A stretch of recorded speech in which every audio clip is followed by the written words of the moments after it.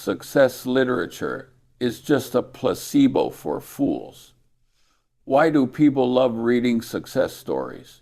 Because it feels good, like smoking spiritual opium. Those stories are filled with heroism, sheer luck, and oversimplified narratives. The college dropout builds a great company in his garage. A salesman with a silver tongue builds a business empire. These stories get your blood pumping and make you think you can do it too. But it's an illusion, a fatal case of survivorship bias. You only see the one person standing on the podium, but you don't see the mountain of corpses behind him, piled high with thousands of failures. What can you possibly learn from studying the winner? You can't replicate his luck. You can't copy his historical context. The reasons he gives for his success are probably things he doesn't even understand himself. I've always said, all I want to know is where I'm going to die, so I'll never go there. It sounds like a dark joke, right? But there's more wisdom in that one sentence than in any book you'll ever read about how to succeed. The essence of that line is inversion. Everybody else is like a moth to a flame, diving headfirst into studying success. They go to talks by the lucky winners, buy their books, and try to copy their path. It's the stupidest thing in the world. What you should be doing is the opposite. You should go shamelessly steal the wisdom from the dead. Go study the corpses in the business graveyard and figure out how they got themselves killed. The stealing wisdom from the dead is the most honorable kind of theft. It doesn't cost you a thing, except a little bit of time. The failures, the bankrupt companies, the entrepreneurs wiped out by the market. They've already paid the exorbitant tuition for you with their own cold, hard cash, their reputations, their families, and sometimes even their lives. They stepped on the landmines up ahead, got blown to bits, and marked a giant skull and crossbones on the map for you, screaming, "Don't come here." And all you have to do is open that map, take one look, and you can avoid a fatal danger. That's the most cost-effective education in the world. The funny thing is, the vast majority of people choose to shut their eyes, ignoring these free, bloody lessons. Studying failure is the true beginning of wisdom. When you study a failure, the lessons you learn are tangible and universal. You study why a century-old railroad company went bankrupt, and you learn about technological disruption, arrogance, and bureaucracy. Those lessons are still valid. 100 years later, in a completely different industry, you study why a star fund manager fell from grace overnight, and you learn profound truths about leverage, risk control, and the nature of human greed. These are the red lines your own money should never, ever cross. The reasons for success are a dime a dozen and often unique, but the reasons for failure are few, and they repeat themselves over and over again. Your brain needs a morgue filled with bodies. What I mean is, you need to build a mental museum of business failures. Take those once famous companies that are now long forgotten and treat them as your research specimens. Take those hyped up business models that turned out to be frauds and put them on your dissecting table. The arrogance of General Motors, the rigidity of Kodak, the greed of Lehman Brothers, these are priceless treasures. You need to be like a pathologist, calmly and meticulously dissecting these commercial corpses to find the fatal wound. Was it a cash flow problem? A misguided diversification strategy? A failure to keep up with technology? Or was the CEO just an idiot? Make other people's business autopsy reports your favorite bedtime reading. A lot of people like to read something light before bed, or maybe a biography of a successful person, fantasizing that they'll become one of them. I do the exact opposite. I love reading bankruptcy filings and articles that analyze business disasters. When your head is filled with 100 different ways to screw things up, you become incredibly sharp when making decisions in the real world. You'll be like a seasoned old soldier who can smell landmines in a seemingly peaceful field. Someone pitches you a too good to be true investment opportunity.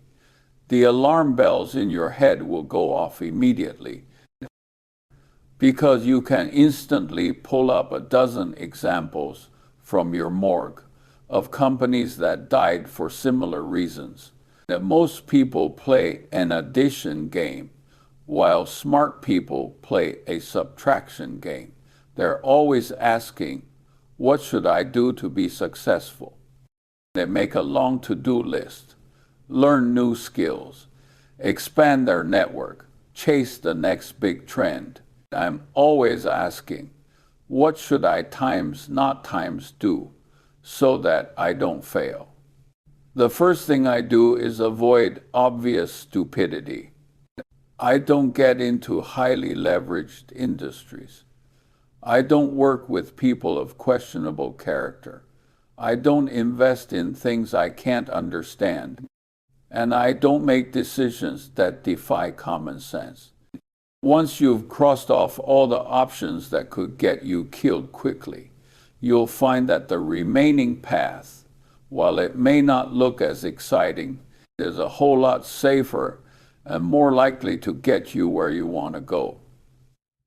Life is like rolling a snowball down a hill. The most important thing is to find wet snow and a really long hill. And first, you have to make sure you don't roll off a cliff. Don't listen to the nonsense from economists. Go talk to entrepreneurs. Academics in economics are great at using complex mathematical models to explain a past that has already happened. But when it comes to predicting the future, their skills are about on par with an astrologer's. Their theories are built on too many assumptions about rational actors, while the real business world is run by a bunch of people filled with greed, the fear, jealousy, and irrationality. If you want to know how a business really works, the best way isn't to read a textbook, but to talk to people who have actually run a business, especially those who have failed. They'll tell you the brutal truths of business in the simplest terms. People are still making the same mistakes the railroad industry made. In the 19th century, railroads were high-tech, the symbol of the future, just like the internet or AI today. Everyone piled into the industry like madmen. They built way too many railroads, far exceeding the actual demand. And what was the result? Brutal price wars, massive capital investments turning into sunk costs, and most railroad company shareholders getting completely wiped out. What does this story teach us? Just because an industry has a bright future doesn't mean investing in any company within it will make you money. When too many competitors flood a field, profits get diluted to almost nothing, and the whole thing turns into a meat grinder where nobody makes any money. This lesson was written on the wall over 100 years ago. But look around today. isn't the same story playing out over and over again in every hot new industry. Being smart is not the same as being rational. This is the most common tragedy I see. I know a lot of people with extremely high IQs, doctors, lawyers, engineers, top experts in their fields. But as soon as they step into the world of investing, they become as foolish as 3-year-olds. They chase hot stocks, listen to rumors, and bet all their money on a single star stock they know nothing about. Why? Because they confuse smart with rational. Rationality is a form of discipline. It's the ability to think independently and the virtue of admitting your own ignorance.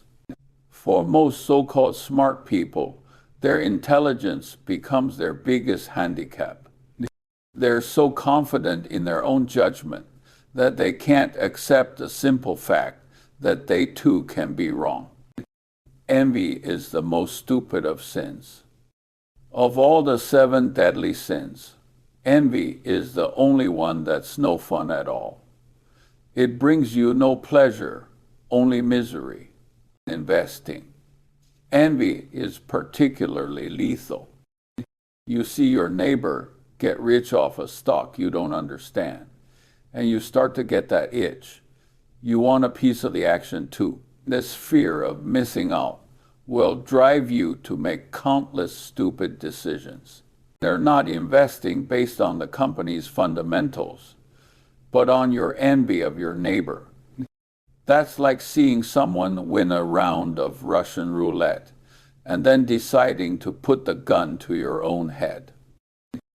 Remember, your investment decisions should only be based on your understanding of the business and nothing to do with anyone else.